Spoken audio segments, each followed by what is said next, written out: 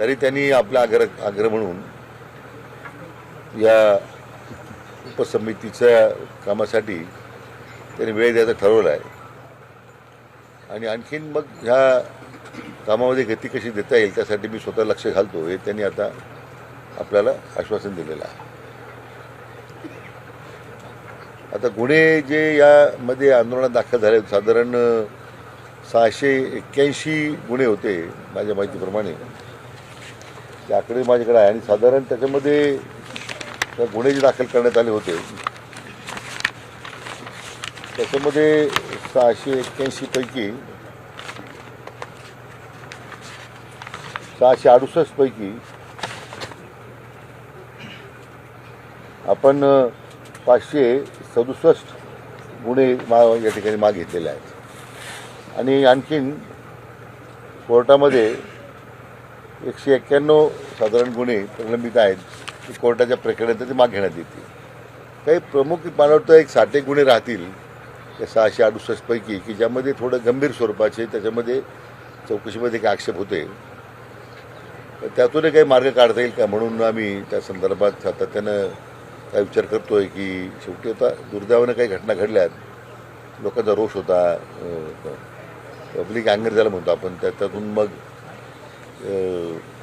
काही बाबतीत त्या गुन्ह्यामध्ये काही शिथिलता करता येईल का आपल्याला, अशा बाबतीमध्ये आम्ही विचार करतोय. पण जवळजवळ 90% पेक्षा जास्त गुन्हे आपण मागे घेतलेले आहेत. माननीय मुख्यमंत्री महोदय सातत्यानं त्याचा आढावा घेत आहेत आणि त्यांच्या केवळ पाठपुरामुळेच मला वाटतं हे सगळे आतापर्यंतची प्रक्रिया आपण इतक्या शीघ्रगतीने करू शकलेलो आहोत हे मला आपल्याला सांगितलं पाहिजे. ज्या वारसदारांना जे काही शहीद झालेले कुटुंब आहे, जे आपले कार्यकर्ते आहेत त्यांच्या कुटुंबाला सानुग्रह आणून देण्याचं 100% जवळजवळ काम पूर्ण झालेलं आहे. 269 लोक होते, 269 कुटुंबाला सानुग्रह आणून देण्यात आलेलं आहे. 100% पूर्तता केलेली आहे. आता शहीद कुटुंबातल्या पाल्यांना नोकरी देण्यासंदर्भातला मुद्दा होता. आता त्याच्यामध्ये महाराष्ट्र राज्य परिवहन महामंडळामध्ये काही मुलांना नोकऱ्या मिळाल्यात आणि काही लोकांनी ते महामंडळाच्या नोकऱ्या नाकारलेल्या आहेत आणि म्हणून आता महाराष्ट्र औद्योगिक विकास महामंडळ आणि महाराष्ट्र राज्य वितरण कंपनी यामध्ये त्यांना सामावून घेण्यासंदर्भात आता आमचा पाठपुरावा सुरू आहे आणि मला वाटतं लवकरच त्या बाबतीतही निर्णय होऊन जाईल. अशा सगळ्या विषयाबद्दल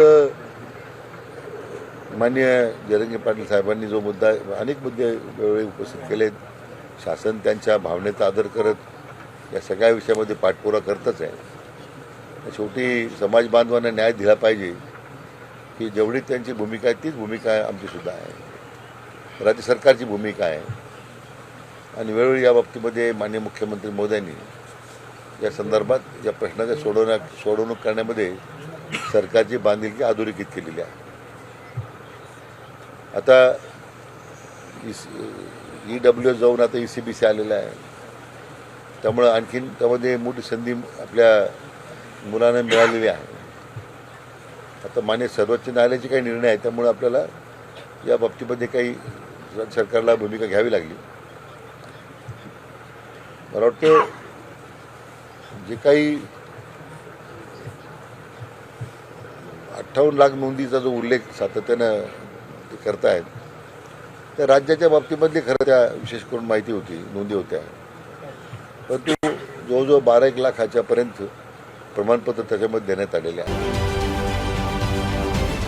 महाराष्ट्रातील सर्व बातम्यांचे विश्वासार्ह व्यासपीठ सकाळच्या सर्व सोशल मीडिया प्लॅटफॉर्मला लाईक, फॉलो आणि सबस्क्राईब करा. तसंच सर्व नोटिफिकेशनसाठी बेल आयकॉन प्रेस करायला विसरू नका.